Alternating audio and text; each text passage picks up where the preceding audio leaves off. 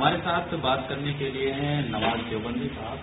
سر، آپ کی شاعری میں خاص طور سے بچوں کا اور غریبوں کا، مظلوموں کا درد دیکھنے کو ملتا ہے. اصل میں میری جو زندگی ہے وہ ذاتی طور پر بہت جدوجہد، بڑی اسٹرگل، بڑی محنت کی زندگی ہے اور میں سیلف میڈ ہوں. تو مجھے وہ درد، وہ کرب، وہ بے چینی، وہ پریشانی پتہ ہے کہ محرومیاں جو ہیں وہ آدمی کو کتنا پریشان کرتی ہیں. لہذا قدرت نے مجھے جب وسائل، ریسورسز، حالات اور ساری چیزیں دی تو سب سے پہلے میں نے یہ سوچا کہ مجھے ان کے کام آنا چاہیے جن کا کوئی پرسان حال نہیں ہے. میں نے سب سے پہلے شاعری میرا شوق ہے اور تعلیم میرا مشن ہے، اور تعلیم میں بھی تعلیم نسواں، گرلس ایجوکیشن. تقریباً 25 اسکول چلاتا ہوں بیٹیوں کے، اور میرا ماننا یہ ہے کہ تعلیم دنیا کے تمام مسائل کا بنیادی حل نکالتی ہے. چونکہ شعور کے بغیر دنیا کی کوئی سمسیا، کسی بھی مسئلے کا حل نہیں نکل سکتا. اور یہ جو بچیوں اور بیٹیوں کی تعلیم کا میں نے سلسلہ شروع کیا ہے، میرا ماننا یہ ہے کہ سماج میں اگر کوئی بڑا انقلاب آئے گا تو وہ بیٹیوں سے آئے گا. آپ کی شاعری میں سیاسی پہلو بھی نظر آتے ہیں.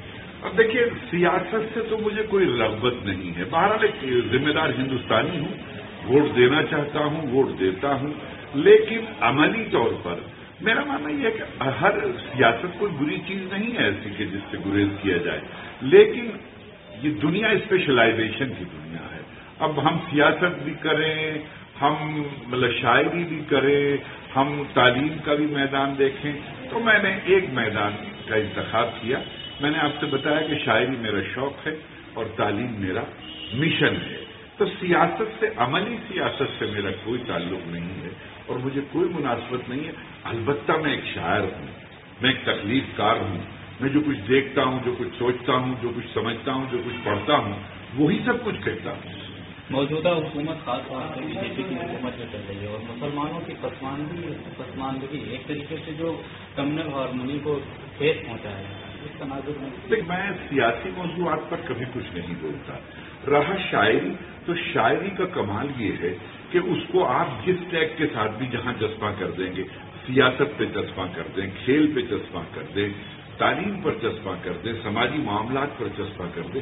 شعر کا کمال یہ ہے کہ شعر ایسا لگتا ہے جیسے اسی موضوع کے لیے کہا گیا ہے. میرا ایک بہت پرانا شعر ہے کہ میرے پیمانے میں کچھ ہے، اس کے پیمانے میں کچھ. میرے پیمانے میں کچھ ہے، اس کے پیمانے میں کچھ. دیکھ ساقی ہو نہ جائے تیرے میں خانے میں کچھ. آپ کو جب حکومت کی جانب سے کوئی درجہ ملتا ہے، کوئی منصب ملتا ہے، تو کیا آپ کی شاعری متاثر ہوتی ہے، غریبوں کی آواز متاثر ہوتی ہے؟ لیکن میں نے کوئی سیاسی منصب قبول نہیں کیا. اتر پردیش اردو اکیڈمی کا چیئرمین بنایا گیا اور میں نے 18 دن تک انکار کیا. لیکن مجھے ذمہ دار حکومت کے ذمہ داروں نے بلا کر کے یہ کہا کہ جب کبھی ہم اچھے لوگوں کو ابلائز کرتے ہیں یا اچھے لوگوں کا انتخاب کرتے ہیں تو اچھے لوگ گریز کر لیتے ہیں، برے لوگوں کا انتخاب کرتے ہیں تو یہی اچھے لوگ ہمیں برا بھلا کہنے لگتے ہیں. دوسری بات یہ کہ اردو اکیڈمی ایک ادبی اور ساہتک سنستھا تھی، تو میں نے اس کو قبول کیا. آپ کی اور اعظم خان کی جو یوپی کے بہت ہی عظیم اور سینئر لیڈر بہت قربت ہے، کیا مانے ہیں؟ دیکھیں، میری اعظم خان صاحب سے سیاسی کوئی قربت نہیں. اعظم خان صاحب میرے شعر و سخن کے مداح تھے. میں نے محترم اعظم خان صاحب کے ہاں ایک کرب، ایک بے چینی، ایک جذبہ محسوس کیا اور ان سے یہ گزارش کی کہ ایک فعال آدمی کو سب سے زیادہ کام قوم، ملت اور ملک کے لیے تعلیم پر کرنا چاہیے. میں مشکور ہوں اعظم خان صاحب کا، میرے اس جذبے، میری اس گزارش کو انہوں نے قبول کیا. ہم نے تو ایک ایسے بڑے چراغ کو روشن کیا ہے کہ جس سے روشنی بہت دور تک جا سکتی ہے. میرا ان سے ایک تعلیمی رشتہ ہے، سیاسی رشتہ ہے. پارلیمانی انتخابات بالکل قریب ہیں، اس تناظر میں آپ کچھ کہیں گے؟ بہرحال سیاسی طور پر تمام لوگوں کو ایک ذمہ دار ووٹر کی حیثیت سے ووٹ کرنا چاہیے، اور جب حالات ناگزیر ہوں تو میں سمجھتا ہوں کہ پڑھے لکھے لوگوں کی ذمہ داری زیادہ بڑھ جاتی ہے. ہمیں شعوری طور پر بہترین انتخاب کر کے لانا چاہیے. بس میں تو اتنا ہی کہنا چاہتا ہوں، اس سے زیادہ پھر سیاست ہو جائے گی. بہت بہت شکریہ نواز دیوبندی صاحب.